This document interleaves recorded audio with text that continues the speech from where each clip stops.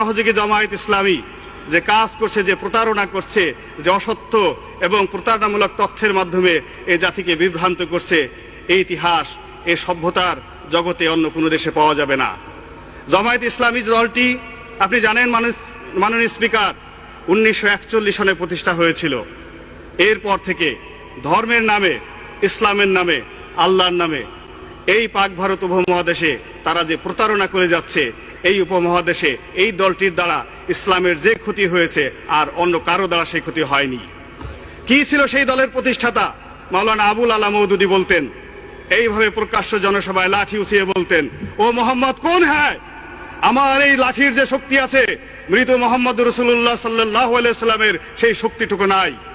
এই হলো তাদের ইসলাম, এই হলো তাদের ধর্ম।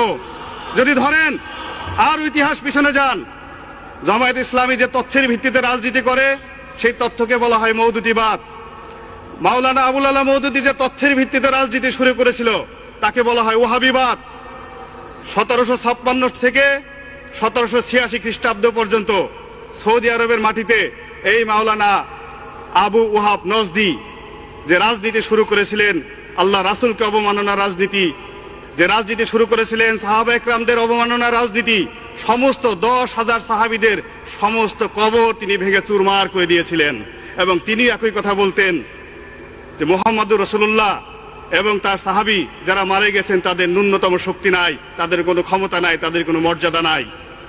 সেই রাজনীতি যদি এই জমিনে হয় তাহলে বর্তমান প্রেক্ষাপটে মাননীয় স্পিকার, যদি এই দেশে জামায়াত ইসলামী আসে, এই দেশের শহীদ মিনার থাকবে না। স্পিকার আমাকে 2-3 মিনিট সময় দিবেন। আপনি শুনেন, আপনার সময় আরো 5 মিনিট বৃদ্ধি করা হলো। মাননীয় স্পিকার,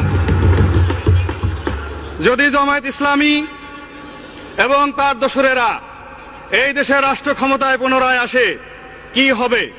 তারা যা বিশ্বাস করে, এই দেশে হাইকোর্ট মাজার থাকবে না। এই দেশে তারা প্রথম যে কাজ করবে, এই জিয়াউর রহমানের মাজার তারা নিজের হাতে ভেঙে ফেলবে সেই দিন। কেননা তারা বিশ্বাস করে মাজারে জিয়ারত করা হারাম। তারা শহীদ মিনার ভেঙে ফেলবে, তারা এদেশের যত স্থাপনা আছে সমস্ত কিছু ভেঙে ফেলবে।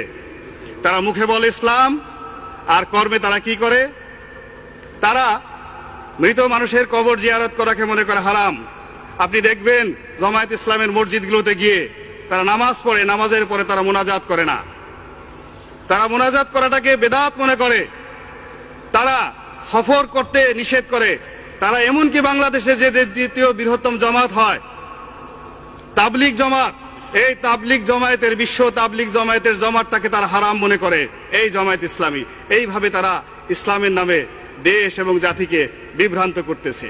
তাদের সম্পর্কে আল্লাহ রাসূল কি বলতেন? একদিন আল্লাহ রাসূলের দরবারে বিভিন্ন এলাকা থেকে সাহাবীরা আসছেন এবং তিনি তাদের জন্য দোয়া করতেছেন, হে আল্লাহ, তুমি রহমত নাজিল করো মদিনার অধিবাসীদেরকে। হে আল্লাহ, তুমি রহমত নাজিল করো ইয়ামেন দেশের লোকদের। জনৈক সাহাবা বললেন, ইয়া রাসূলুল্লাহ, আমি নজদ প্রদেশ থেকে এসেছি, আজকে সৌদি আরবের রাজধানী রিয়াদের কাছাকাছি, আমাদের এলাকার লোকজনের জন্য আপনি দোয়া করেন। আল্লাহ রাসূল দোয়া করলেন না। উনি আবার বললেন, আল্লাহ রাসূল দোয়া করলেন না। এরপর মোনাজাত শেষ হলে উনি বললেন, ইয়া রাসূলুল্লাহ, আমাদের অপরাধ কি? আপনি কেন নজদের অধিবাসীর জন্য দোয়া করলেন না?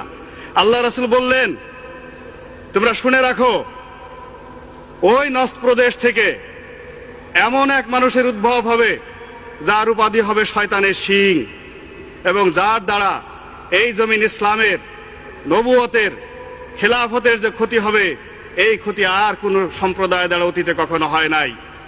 বিভিন্ন মুফাসসিরিনে কেরাম, ওলামায়ে ইকরাম তাদের তাফসিরে বলেছেন, ওই শয়তানের শিং বলতে যে লোকটিকে আল্লাহ রাসূল বুঝিয়েছেন সেই হলো মাওলানা আবু ওয়াহাব নজদি। সেই আবু ওয়াহাব নজদির মতবাদী এই দেশে জামায়াত ইসলামী প্রচার করতেছে। মাননীয় স্পিকার, এই যে তারা মুখে ধর্মের কথা বলে, কর্মে অধর্মের কাজ করে, তাদের যদি প্রতিষ্ঠার চিন্তা করেন 1941 সনে যখন এই ব্রিটিশ ভারতে এদেশের মুসলমানরা স্বাধিকার আন্দোলনের জন্য আন্দোলন করছে, তখন মাওলানা আবুল আলা মওদুদী, তার অন্যতম সহযোগী মাওলানা রশিদ আহমেদ গাঙ্গুলি, দেওবন্দ মাদ্রাসার শিক্ষক, এবং বেহেশতি জেওরের লেখক মাওলানা আশরাফ আলী খান থানভী, এরা একসাথে যুক্তি করে ব্রিটিশদের টাকা খেয়ে তারা তৎকালীন মুসলিম লীগের বিরুদ্ধে একটি বিকল্প শক্তি হিসেবে তারা রাজনীতি শুরু করেছিল। সেই রাজনীতির বিষ বাষ্প আর সারা বাংলাদেশের ঘরে ঘরে ছড়িয়ে পড়েছে। আল্লাহ জানতেন, মহান আল্লাহ রাব্বুল আলামিন জানতেন, এই জমিনে জামায়াত ইসলামীর মতো দলের আবির্ভাব হবে যারা ইসলামকে ক্ষতি করবে, যারা তার রাসূলকে অনুসরণ না করে তাকে অপমানিত করবে। অত ইসলামের মূল আকীদায় আল্লাহ রাসূলের বিরুদ্ধে কোনো টু শব্দটি করা যাবে না, এবং তার প্রত্যেকটি কথা মুসলমানদের ঈমানের প্রধান অঙ্গ, সেটা অক্ষরে অক্ষরে পালন করার জন্য। এই জামায়াত ইসলামী তাদের কর্মকাণ্ড সম্পর্কে আল্লাহ কি বলেছেন, সূরা নিসার 65 নম্বর আয়াতে আল্লাহ কি বলেছেন, আমি সেই কথাটি আপনাকে বলতে চাই মাননীয় স্পিকার। আল্লাহ বলেন,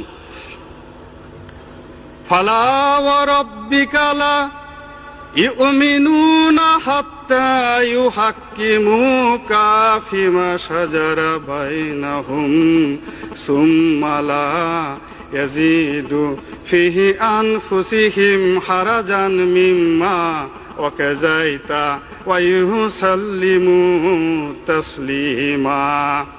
আল্লাহ বলেন, তোমরা যতক্ষণ পর্যন্ত তোমাদের ব্যক্তিগত জীবনে, সামাজিক জীবনে, রাজনৈতিক জীবনে, অর্থনৈতিক জীবনে চিন্তা চেতনায় কর্মে আমার রাসূলকে অনুসরণ করতে না পারবে, ততক্ষণ পর্যন্ত তোমরা মুমিন হতে পারবে না, মুসলমান হতে পারবে না।